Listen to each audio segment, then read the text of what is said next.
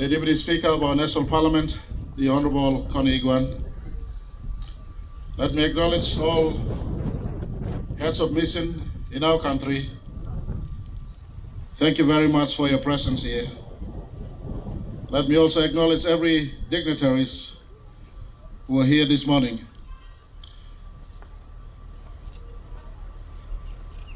Let me acknowledge our people, the women, children, and people of Papua New Guinea who are gathered here on our Independence Hill and who are rising up this morning on the 45th occasion of our independence.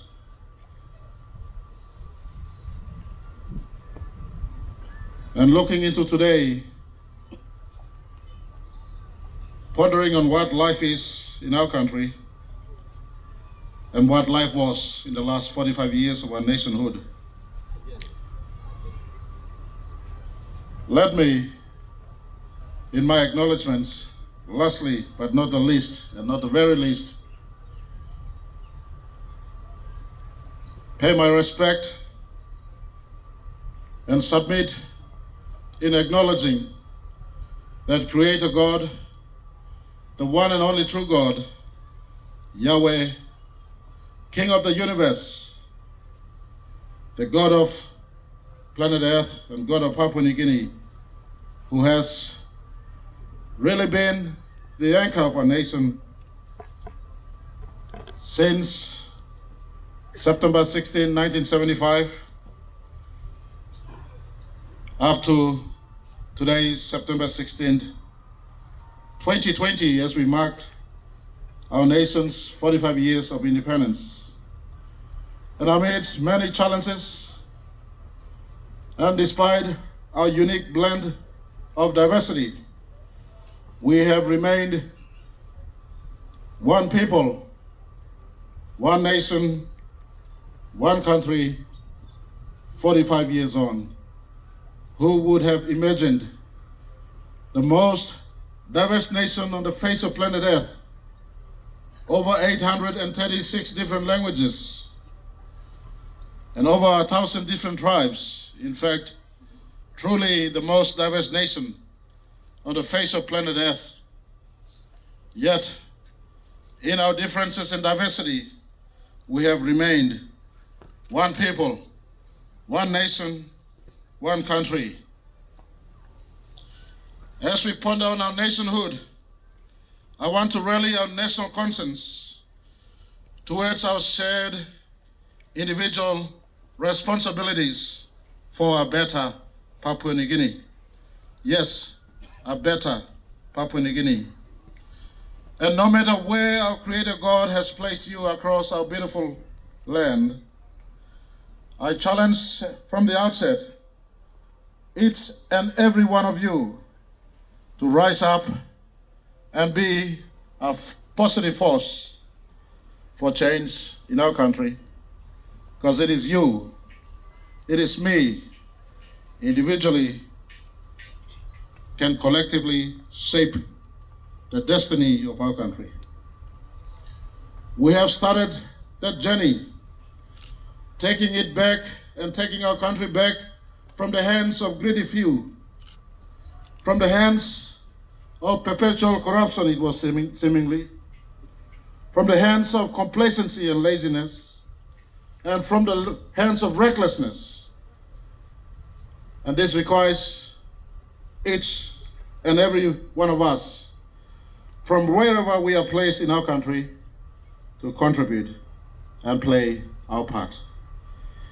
In our country, our God, the Yahweh God, the Creator God, who creates everything, has blessed us abundantly with agriculture, with fisheries, with forestry, with water resources, with diversity of cultures, with biodiversity, and 6% of world's biodiversity is found in our country, with minerals of every kind, with oil and gas, to name a few. This is why I believe in the heart of my heart that we can become the richest black Christian nation on the face of the earth. Who says we can't? Yes, we can. Where we don't leave any child behind.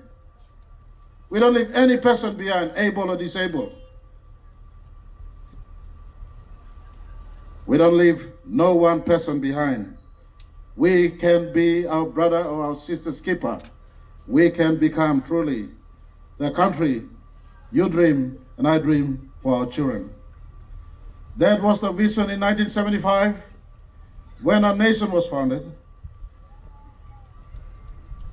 When we pulled down our flag, the Australian flag, and echoing the words of Sir John Guise, when the Australian flag was pulled down for the last time, he said, we are lowering the flag and not tearing the flag down. And when our first flag was hoisted up, September 16, 1975, our founding fathers, led by Grand Chief Sir Michael Thomas Marape, when hosting the flag up, their vision was for a prosperous nation. Their vision was for a democratic nation. Their vision was for a nation of equal opportunity for every child living or born into this country, irrespective of tribe, irrespective of religion, irrespective of shade of color of our skins, irrespective of ability. The dream was for every child in Papua New Guinea to have equal opportunity for prosperity. This was the vision echoed down through generations of leaders, elected leaders, public servants, and our general population right across our country. This vision echoed time in, time out. For instance, in our Vision 2050, we looked ahead into time and see a prosperous nation. This is the vision that is in the core of me, as encapsulated in my manifesto as your present-day chief servant. But to get to that nation as a well-developed nation, each and every one of us have a role to play and must play that role. All of us must commit to building Papua New Guinea that the future generation will be proud of. That is why, as Prime Minister, I have commenced the work of restoring good governance, and our institution to fight corruption will be established in November, the ICAC. That is why we have already delivered something I committed last September, the Whistleblowers Act. We're working on proceeds of crime. That is why we are empowering our people, shifting the balance back to national interests rather than the interest of minority few.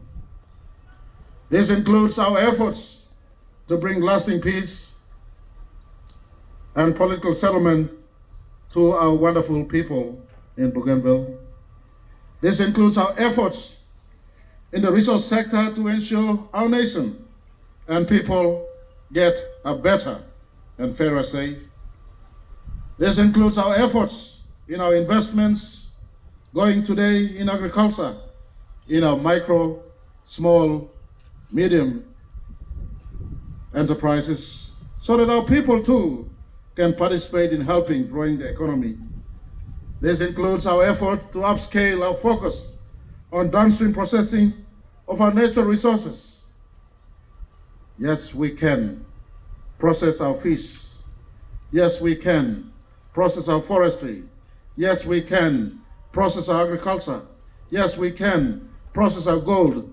And yes, we can have some space for domestic market gas in our country.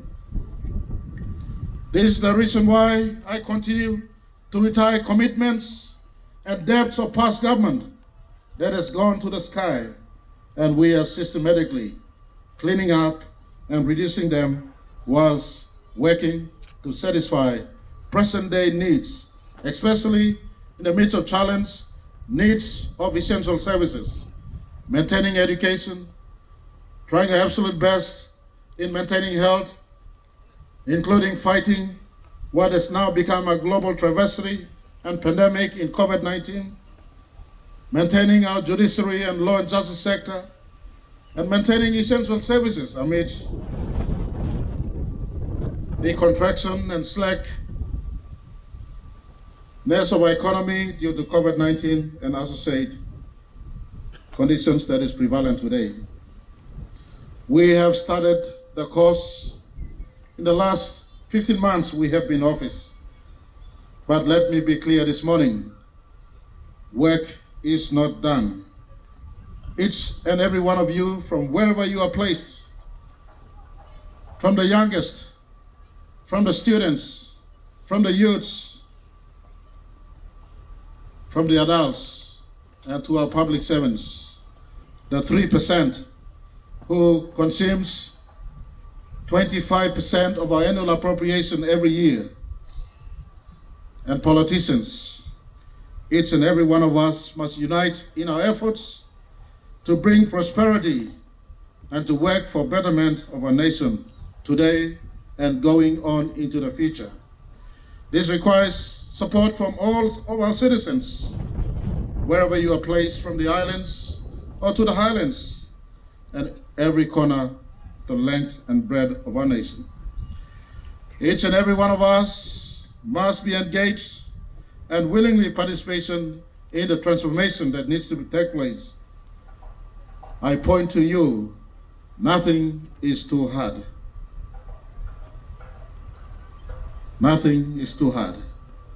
If Singapore, as an example, an island of absolutely nothing but swamp, can rise up to succeed in the last 65 years, so can Papua New Guinea. We are blessed beyond measure. It boils down to every citizen believing you can and believing that collectively we can. Nothing is too hard. Our efforts to maintain our country thus far must not be in vain. We must put now and today and going into the future the extra yards, the hard yards, the commitments. And for as long as you and me willing to work together and declare that someone next to you is your keeper and you are that person's keeper, the boy, the girl, the man, the woman, the able, the disabled, everybody in this country is your business, then you and me can truly pull together as a nation today, as we have been in the last 45 years, and a nation that can prosper into the future to the destination that we all want for our children. We have the hindsight of the last 45 years. The hindsight of the last 45 years should guide us as a nation so that the next 45 years can be better. And I am today standing before you totally privileged. Who would have thought this boy who was seeing his flag rising up for the first time in the mountains of Nomad River, somewhere in the most remotest part of Papua New Guinea, at 1975, a 4-year-old boy watching my flag flying out for the first time. Who would have thought 45 years later I would be standing on the podium, plucked out from the remoteness of Western Province and in the hinterlands of my own Hela, to be standing here addressing my beloved country as the 8th Prime Minister. Nothing is impossible, boys and girls, men and women. And I want to appeal, speaking on the impossibilities, I want to appeal to my generation of Papua New Guineans. We have grown with our country over the last 45 years. We have journeyed from childhood to adulthood. We have felt the pain and the joys along the way. Why don't you join me and resolve today that our task at hand is to learn from the mistakes of past and to contribute better for the future generations to come, to gain from our motherland what is fair and equitable, and to ensure that we present generation leaders distribute the wealth equally to every citizen of our country and residents of our country. To our seniors, generations of yesterday who have led us thus far, whether as politicians, and I pay my respect to two distinguished statesmen amongst us, the one and only Grand Chief, Right Honorable Sir Michael Thomas Marape, and his brother and compatriot and peer, the Right Honorable Sir Julius Chen, as they celebrate this occasion in Keviang together. To all generations of politicians led by them, and to all generations of my father's peers, the mothers and fathers of our land, wherever God has placed you the last 45 years, we, this present generation, pay our respects to our seniors. Thank you very much for your hard work, dedication, and enduring commitment to our country for the last 45 years. And to my children's generation, and I have my daughter Ravina with me dressed in the holy outfit. To my children and my children's generation, many are gathered here today with me. I love you all as a parent should do. Your parents and your country are working hard, and if we are not working hard already, we will work hard to ensure that your country is a better place when you are sent to leadership in your time and space. But in the meantime, I ask you, my children nationwide,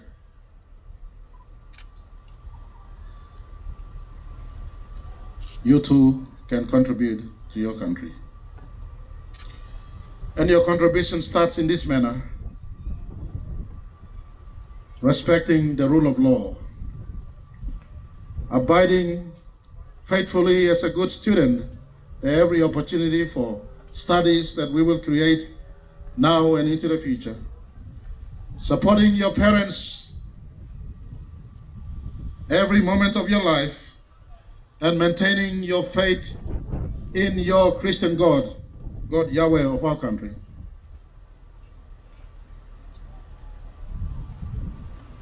And study hard, work hard.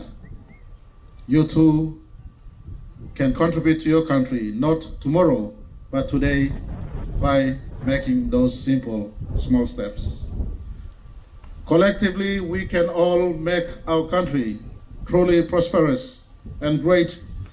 The imaginations of our forefathers in 1975 can truly be realized in our generation, not future generations, if today, now and today, we all start to recommit and dedicate to remain resolved to work hard under the banner of our national flag. May our God, the one and only sovereign God, the deity and ruler of the universe and Papua New Guinea, bless always each and every one of you. And I ponder to remember our people from the autonomous region of Bougainville, and I remember every Papua New Guinean spread over the 20 provinces and of course our nation's capital. Thank you very much. Happy 45th years, and amidst the challenge of COVID-19 and etc., we are a nation of very determined people. We have come through crisis, we've shed tears, but we've always find moments of joy amidst our struggles. 2020 is not the full stop of the journey we are taking. 2020 and the 2020 hosting of flag and September 16 independence is just a punctuation mark in the long story and long road towards fully becoming a developed nation. I believe we can. The message today, let us remain united, commit to be united, one people, one nation, one country. God bless Papua New Guinea. Happy 45th independence.